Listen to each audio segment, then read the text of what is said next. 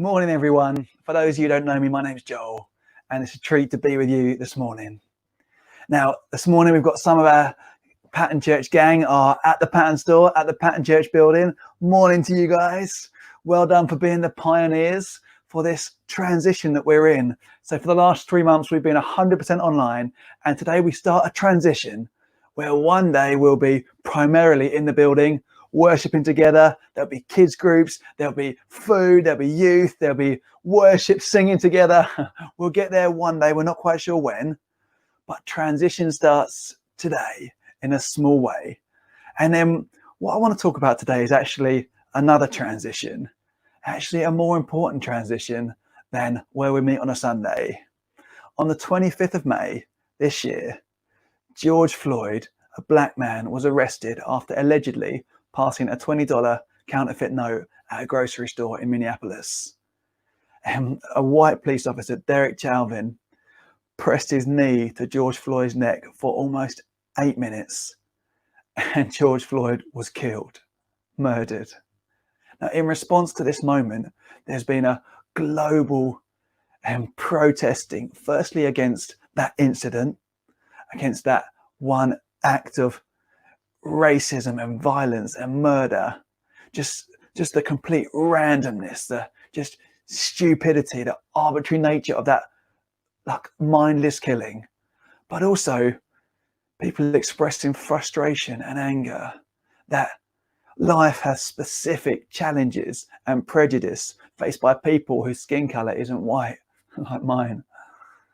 And we're actually in a moment right now, and Black, Asian, minority ethnic people are saying, can you see me? Can you see the additional struggles that I face, the challenges, the prejudices I face every day?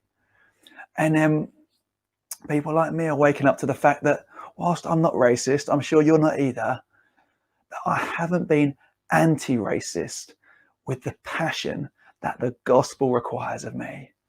So this isn't a moment for shame. This isn't a moment for feeling guilty. This is a moment to change. History won't look back and ask, how bad did we feel in this moment?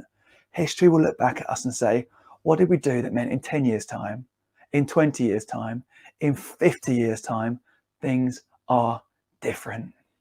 Now, I might say some things clumsily this morning, and I'm sorry if I do. And obviously, Black, Asian, minority ethnic people are individuals. Your experience of racism will be very different, and your perspectives on it will be different because everyone's an individual. And I'm sorry if I sort of like use broad brushstrokes which are unhelpful at points. And if you're someone who's experienced discrimination in a real and painful way, I'm really sorry. And if this is a bit much for you this morning, just turn it off. You can join in later. But I hope I sort of do a service, but also express some of my heart and my journey with this. Now, obviously, lots of people of every colour are doing some great work at being anti-racist and pushing back some of what we see around us. So lots of you, you're not starting from zero here. But we want to talk a bit about this today. So I'm going to pray and then we're going to go for this for the next 15 minutes. God, I thank you that you love us. I thank you love every one of us. And I pray that you stir up compassion in my heart and in our hearts today. That you equip and you heal. Amen. So I want to quickly mention the beginning, quickly mention the end, and then we're going to be at a passage. We're going to be in Luke chapter 10. So if you want to get your Bibles ready there, that's where we'll be in a moment. But I first of all want to mention the start of the Bible. Genesis chapter 1. In verse 26, it says, then God said, let us make mankind in our image, in our likeness. And then Genesis 1 verse 27. So God created mankind in his own image. In the image of God, he created them. Male and female, he created them. So this is saying something quite important here. It's saying that everyone, whatever their color, whatever they look like, whatever their experience of the world, everyone is made in the image of God. If you're sitting near someone, say not too loudly, everyone. Everyone is made in the image of God, which means if we don't honor everyone, if we don't welcome everyone, if there isn't a place at the table for everyone, then we actually don't fully see God. We are missing part of his image. That's how important racial justice is. So that's how the Bible starts. And the Bible ends in the book of Revelation. In Revelation, and in chapter 7 of Revelation, verse 9, it says this. It says, after this, I looked, and there before me was a great multitude that no one could count, from every nation, tribe, people, and language, standing before the throne and before the Lamb. So guess what? In heaven, everyone's there. Everyone's there. There's no majority culture. There's no one way of doing things that everyone else has to fall in line. Everyone's there. Every tribe. It's beautiful. That's what heaven looks like. And if we want heaven to be a reality on earth, then we need to do some work here. We need to do some work. So that's the beginning. That's the end. And we're going to dive a little bit now into the middle, just kind of where we are. And I want to use a story that Jesus told in Luke chapter 10. It'll be familiar to lots of you, about the Good Samaritan. And my sermon title today is this: it's time to cross the road. It's time to cross the road. So a teacher of the law says to Jesus, how do I inherit eternal life? And Jesus says, well, what does it say in the scriptures? He says, well, love God and love your neighbor. Jesus said, well, do that. And the teacher asked Jesus, well, who is my neighbor? And that's where we're going to join the story in Luke chapter 10 from verse 30. In reply, Jesus said, a man was going down from Jerusalem to Jericho when he fell into the hands of robbers. They stripped him of his clothes, beat him, and went away, leaving him half dead. A priest happened to be going down the same road, and when he saw the man, he passed by on the other side. So too a Levite, when he came to the place and saw him, passed by on the other side. But a Samaritan, as he travelled, came where the man was, and when he saw him, he took pity on him. He went to him and bandaged his wounds, pouring on oil and wine. Then he put the man on his own donkey, brought him to an inn, and took care of him. The next day he took out 2 silver coins and gave them to the innkeeper. Look after him, he said, and when I return, I'll reimburse you for any extra expense you may have. Which of these 3 do you think was a neighbor to the man who fell into the hands of robbers? The expert in the law replied, the one who had mercy on him. Jesus told him, go and do likewise. Now, it's important to hear that a backdrop to this story, although it talks about a number of issues, is racism. That the Samaritans, they'd sort of diluted the Jewish faith. They'd intermarried with other people. And rather than the Jewish community just thinking that the Samaritans were doing the wrong thing or got it wrong or weren't part of God's people, they actually hated them. They thought they were worthless. They would go round Samaria rather than going through it. I mean, you can see the level of hatred, like when the man is asked by Jesus which of these 3 was a better neighbor, he can't even say the Samaritan. It says the expert of the law replied, the one who had mercy on him. So this story is already speaking into racial tension, and we're going to use it as a springboard for that today. You've got a few different characters in the story. Firstly, you've got the man who, through no fault of his own, is attacked and is dying. And a number of people have actually used these stories to respond to the suggestion that Black Lives Matter isn't a helpful phrase. And yes, all lives do matter, but we've got to recognize there's a problem right now. And we need to cross the road and hear the stories of our Black, Asian, minority ethnic friends and journey with them. There is an issue here that people need. It's not like a victim and a savior, but we do need to cross the road and start the journey a bit more together. The next person we see in the story are the robbers. And I suppose that's about overt racism. That's about owning slaves. That's about things like the apartheid government in South Africa, segregation. But it's also people like Derek Chauvin, who knelt on George Floyd's neck for 8 minutes because he didn't think his life was worthwhile. It's that kind of violent racism.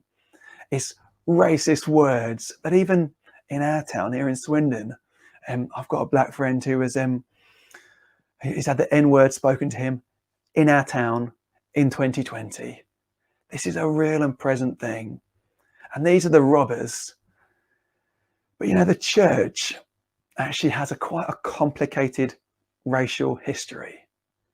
Yes, we need to celebrate people like John Wesley, the Methodist preacher who spoke out against racism, or William Wilberforce, who, because of his faith in Jesus, campaigned for slavery to be abolished. And it took his whole life. On the year that he died, it was abolished from the UK, from the British Empire at the time. James Ramsey in the Caribbean, Granville Sharp, brilliant people when it came to speaking up against the slave trade. But we also have to acknowledge the church's role in the propagation of slavery. You know, Christianity was part of how you made slaves compliant. They were teaching Christianity so they'd actually behave the way people wanted them to. And colonial countries, white people like me, are still benefiting from the past.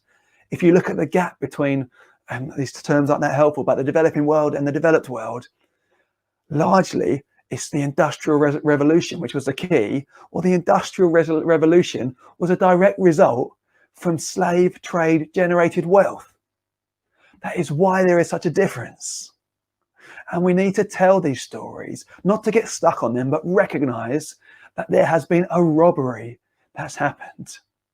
You know, in 1833, the UK used £20 million, which was 40% of the national budget, an equivalent of about £17 billion today. They used that money to buy freedom for all the slaves in the empire. But that's positive there, but that money wasn't paid to the enslaved people. It was paid to Britain's slave owners for loss of human property. It was the largest state payout in British history before the banking crisis in 2008. Taxpayers' money went straight into the pockets of people who'd already profited from the cruel and inhumane business, the transatlantic slave trade. And that money was actually only paid off. That debt was only finally settled in 2015. My tax, your tax, black people's tax, the children of slaves pay their own tax to pay off people who owned slaves. This is our heritage. This is our story that we've got to recognize and we've got to own if we're going to move forward. You know, the Slave Compensation Commission was set up to process the claims for compensation, 46,000 claims in all, thousands of people here in the UK. And then the church wasn't separate from that. It's alleged that the Bishop of Exeter, an Anglican bishop, and 3 of his colleagues were paid nearly £13,000 in compensation for 665 slaves they owned. It's alleged that almost 100 clergy received compensation for owning people. Clergy like me. And yes, this is 200 years ago. But we've got to tell the story and we've got to recognize the ongoing impact. And then there's the church's response in Windrush is one example of many. And you might have seen recently the BBC drama, Sitting in Limbo. I'd encourage you all to watch it actually, just to get a bit of perspective of what it's like to feel like an outsider in your own country. And that was that particular one. It settled on one person's story who lived in the UK 60 years. His children and grandchildren were British, and he was sent to a detention centre twice, and he was told he was going to be deported back to Jamaica, where he never had a life. But the Windrush generation, lots of brilliant Caribbean Christians came over on the ships at the invitation of the British Empire to come and help rebuild after the war. And they came to our churches. And there are some lovely stories of them being welcomed and drawn in, but that's not the majority story. Lots of people were told either you need to go to the Pentecostal church down the road, you'll be a bit more at home there. Or they were let in, but they were held at arm's distance. What they could bring wasn't valued. And actually, one part of the story of why the black majority churches have grown in our country is because when brilliant black people came to our churches, we didn't welcome them.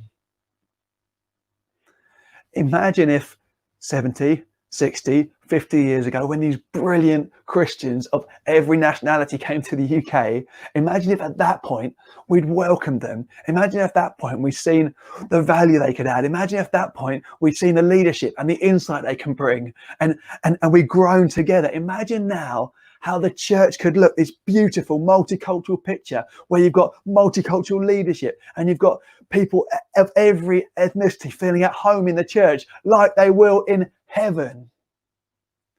That didn't happen. And Swindon is, according to the last census, 15% BAME.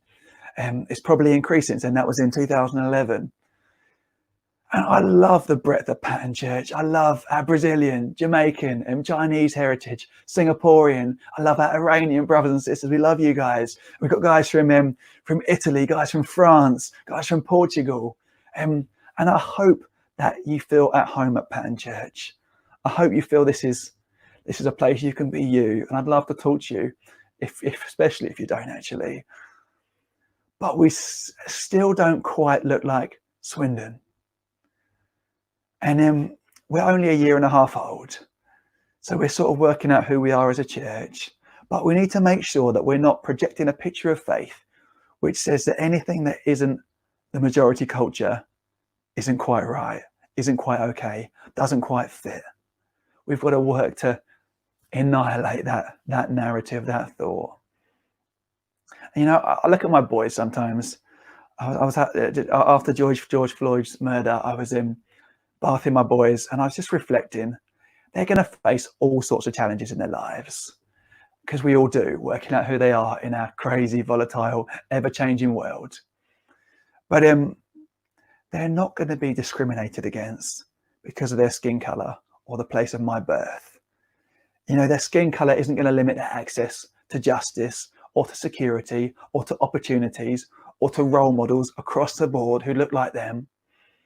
Their starting point is several steps ahead of many. And this isn't just anecdotal. The facts back it up. 1 in 5 children in black households are in poverty, persistent poverty, compared to 1 in 10 in white British households. And employment rates have increased for all ethnic groups, but there's still substantial differences remain in the labour market. Around 1 in 10 adults from black, Pakistani, Bangladeshi or mixed backgrounds were unemployed in 2017, according to the Race Disparity Audit, compared with 1 in 25 white British families. And so we've got work to do across the board, but actually we've got to recognise there are additional challenges, additional prejudices, additional hurdles that black, Asian, minority ethnic people face. And we've got to stop being okay with that. And that brings us on to the next people in our story. It's the priests and the Levites. And they were people who worked in the temple. They helped the Jewish community to worship. And most likely good, busy people, which is probably what most of us are. We're busy with good things. We're growing church here. We're running Alpha. We're baptizing people. We're working hard. We've got teachers, people working in the NHS. We've got guys trying to run business well. We've got charities. We've got mums and dads. We've got people who are caring for their elderly parents. We've got people trying to pay their rent and pay their mortgage. We've got people trying to get free from addictions at the moment. We've got guys serving people in all sorts of ways and busy with good things. But many of us, and I'll speak for me, I have walked past racism or been so busy that I haven't really seen it. And it's time to cross the road. It's time to cross the road. I've been aware that our diversity's been too low at Pattern Church. We've seen it, we've talked about it, but I haven't done enough. I haven't focused on it enough. So as we come into land today, I want to just give you a few ideas of how we can start to cross the road. I'm using the acronym LIDS, L-I-D-S, because actually for lots of black, Asian, minority ethnic people, it can feel like there is a lid on how far they can get. And we want to see those blasted away. Jesus does, and we do too. So the first way we can think about crossing the road is about learning. It's about learning. I can't encourage you enough to start to educate ourselves, get to know the stories, get to hear the truths, learn about like the reality of our current situation. What I've done today is hopefully just scratch the surface. This isn't enough. And there's great resources around. I recently read a brilliant book by a guy called Ben Lindsay called We Need to Talk About Race, talking about the experience of Black people in a white majority church culture, a bit like ours is at the moment. But there's many, many books, podcasts, things you can watch, things you can listen to. I'd encourage you to learn. We're responsible for our own learning. So how could you learn a bit more about other people's experience? That's the first way to cross the road, L. And the second way, I, influence. What are you allowing to influence you? Am I just being influenced by people who look like me, whose experience of the world is the same as mine? Or am I being influenced by a broader picture of people? Am I having intentional conversations with my friends? Am I listening to them? My friends, Black, Asian, minority, ethnic friends, am I listening to their experiences, to your experiences? Am I asking when they felt pushed out because of their colour or culture? Am I asking my friends who are Black women, how does it really feel when white people want to touch your hair all the time? Does it make you feel loved, or does it make you feel like some sort of zoo animal who's like a curiosity? What about jokes that exclude? When have I unintentionally hurt you? Are we letting people influence us? Are we listening to people's experience? Are we hearing about the person who felt they couldn't be beautiful because they weren't white? Are we hearing it from the Black person whose aspirations have a lid because they don't see many Black role models in the spheres they'd love to be in? Are we listening to your Asian colleague, how they felt after George Floyd's murder? It's about influence. And I'd really encourage every one of us to start to grow our circles.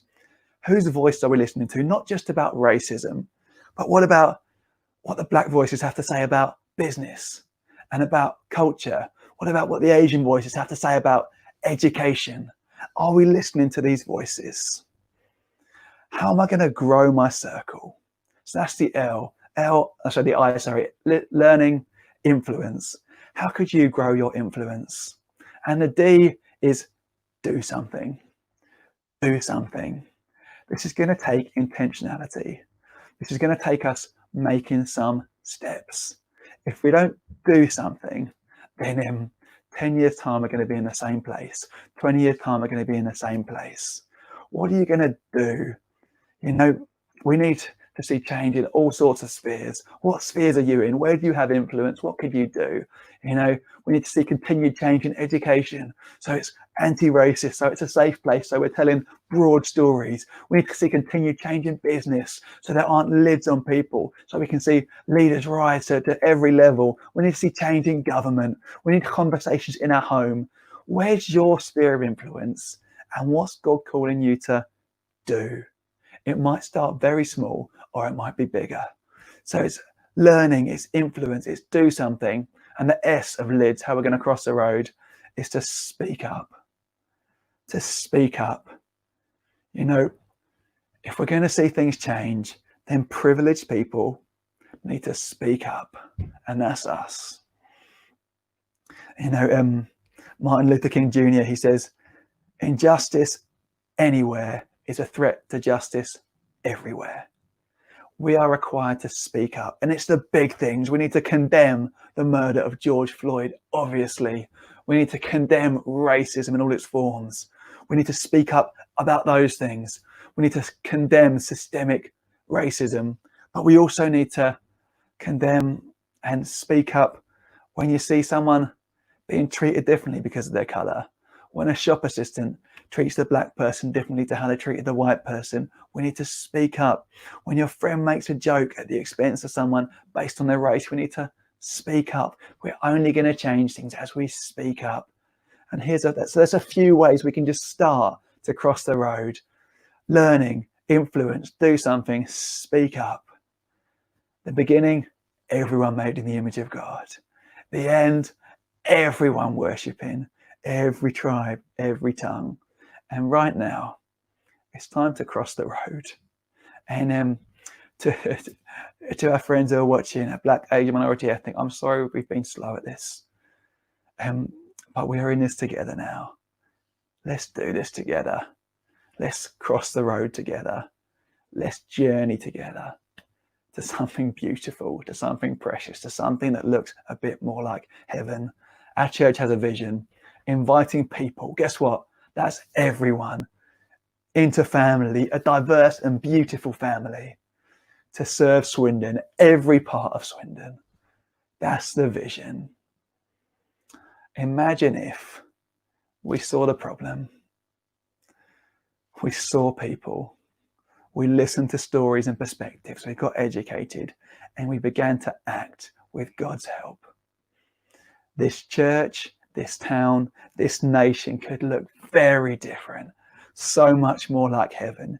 People wouldn't feel held at arm's length because of their color. They would feel like they were made in the image of God and they have a place in his family. And this is the only just the beginning, but let's be part of the change. Church, it's time to cross the road.